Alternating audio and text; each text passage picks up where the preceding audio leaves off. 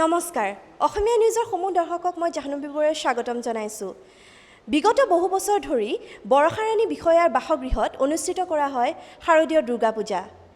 আজি অষ্টমীৰ বিশেষ দিনটিত বৰষাবাৰ সৈতে মুখামুখি হোৱা হওক। অসমীয়া নিউজৰ সমূহ দৰ্শকলৈ মই শাৰদীয় দুৰ্গোৎসৱৰ আন্তৰিক শুভেচ্ছা জ্ঞাপন কৰিলোঁ আৰু লগতে অসমীয়া নিউজৰ সমূহ কৰ্মকৰ্তালৈও দুৰ্গা পূজাৰ আন্তৰিক ওলগ যাচিলোঁ। সকলোৰে মনত মহামাৰীৰ আতংক আছে, ওলাই যাবলৈ ভয় কৰিছে, যদিও বা ওলাইছে, যথেষ্ট ৰাইজ ওলাইছে। কালি বতৰটো খুব বেয়া আছিলে।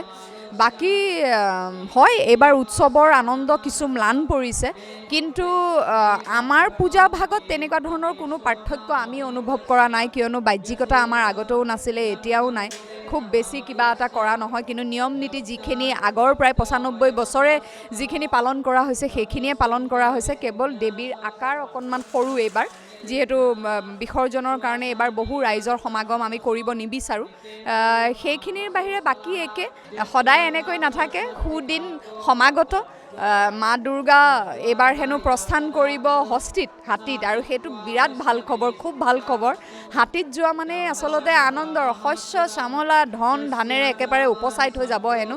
গতিকে মই আশাবাদী যে সুদিন সমাগত আৰু প্ৰত্যেকৰে জীৱনলৈ ভাল দিন আহিব।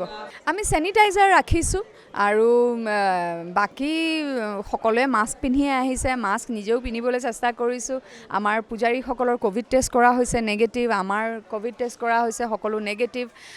গতিকে সেইখিনিৰ মাজতে যিমানখিনি পাৰি আৰু চেষ্টা কৰিছোঁ, আৰু সেইখিনিয়ে ৰাইজকো অনুৰোধ জনাইছোঁ, ওলাই গ'লে আপোনালোকে মাস্কখন ঘৰৰ পৰা ওলাই যাওঁতে নিবলৈ নাপাহৰিব।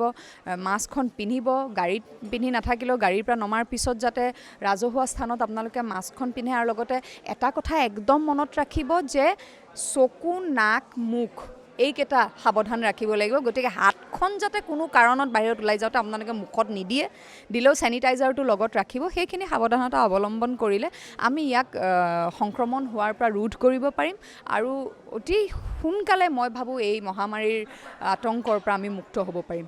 দশমীৰ দিনাখন আচলতে কি ধৰণৰ কাৰ্যসূচী, মানে যিহেতু এইবাৰ বহুত দূৰলৈকে নিয়াৰ যি ব্যৱস্থা ৰখাই দিয়া হৈছে?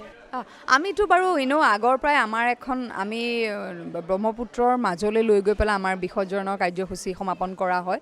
গতিকে তেনেকৈ ইয়াৰ পৰা আমাৰ নিজৰ আছে, আমাৰ ট্ৰলি বনোৱা আছে মাক নিবলৈ।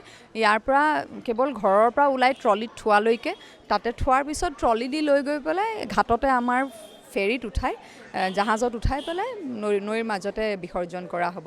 গোটেইখিনি সাৱধানতা অৱলম্বন কৰা হ'ব। এইবাৰ যিহেতু দেখিব পোৱা গৈছে সমগ্ৰ ভাৰততে হওক বা বহুত জেগাত দেখিব পোৱা গৈছে যি ধৰ্ষণ কাৰ্য চলি আহিছে, যি হৈ আছে, কি ক'বা আচলতে? যি নাৰীক আচলতে আমি এতিয়া পূজা কৰি আছোঁ, তেনে সময়তে এইবোৰ জঘন্য যি ঘটনা। আগৰ পৰাই কৈ আহিছোঁ যে এখন মানে খুব শক্তিশালী আইন প্ৰৱৰ্তন কৰাটো খুবেই বেছি প্ৰয়োজনীয় এতিয়া। যদিও বা আছে নাৰীৰ কাৰণে বহু কেইখন কিন্তু তথাপিও এখন বলাৎকাৰক লৈ পেলাই এখন সাংঘাতিক শক্তিশালী এনেকুৱা এখন আইন প্ৰৱৰ্তন কৰিব লাগে, যাতে ভৱিষ্যতে কোনোবাই নাৰীক আঙুলি এটা দিবলৈও মানে হেৰিৰে, বেয়া চিন্তাৰে বা বেয়া হেৰিৰে হাত এটা বা আঙুলি এটা দিবলৈও যাতে কঁপি উঠে, 10 বাৰ চিন্তা কৰিবলগীয়া হয়। নহ'লে এইটোতো চলিয়ে গৈ থাকিব নহয়, কোনো ভয় নাখায়। আমাক মানে সেই যে মানুহ, আমিতো পাচলি নহয় কাটি পাচলি ভাজি খাই পেলাব।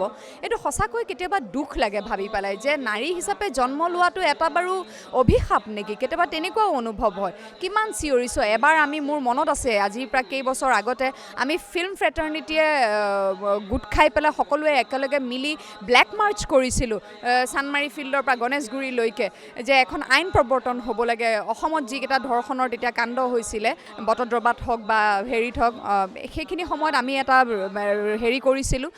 গতিকে কেতিয়া হ'ব, কেতিয়া আহিব নাৰীৰ সেই সুৰক্ষিত সেই দিনসমূহ, বা নাৰীৰ সেই সমমৰ্যাদাৰ সময়খিনি আমি কেতিয়া পাম? সেইটো এটা ডাঙৰ প্ৰশ্ন। গতিকে চৰকাৰলৈ মোৰ অনুৰোধ, এখন শক্তিশালী আইন প্ৰৱৰ্তন কৰক, যাতে নাৰীক এনেধৰণৰ অৱস্থা কৰিবলৈ 10 বাৰ চিন্তা কৰিবলগীয়া হয়। কেমেৰা পাৰ্চন ভাস্কৰৰ সৈতে জাহ্নবী বৰুৱাৰ ৰিপৰ্ট, অসমীয়া নিউজ।